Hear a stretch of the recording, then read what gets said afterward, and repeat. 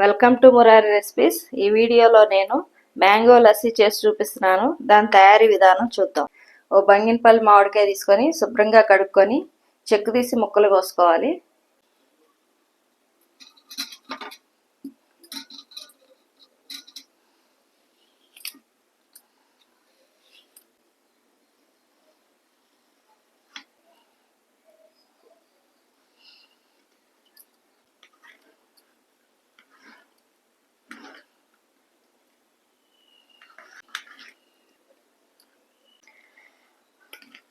మామిడికాయ తింటే వేడి చేసిద్ది అని అనుకునే వాళ్ళకి ఇలా మ్యాంగో లస్సీ చేస్తే అయితే వేడి చేయకుండా ఉంటుంది.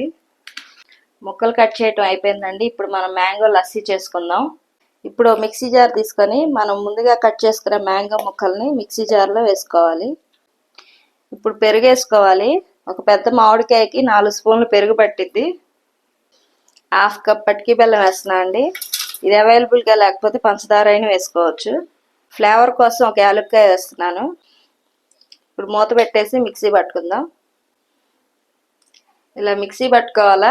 ఇప్పుడు మనం గ్లాసులో సర్వ్ చేసుకుందాం అండి.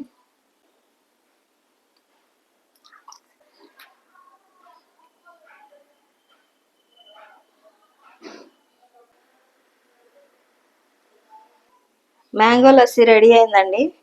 ఇలాంటి లస్సీలు ఇంట్లో ప్రిపేర్ చేసుకుని తాగితే చాలా టేస్టీగా ఉంటాయి. మీరు కూడా తప్పకుండా చేసుకోండి.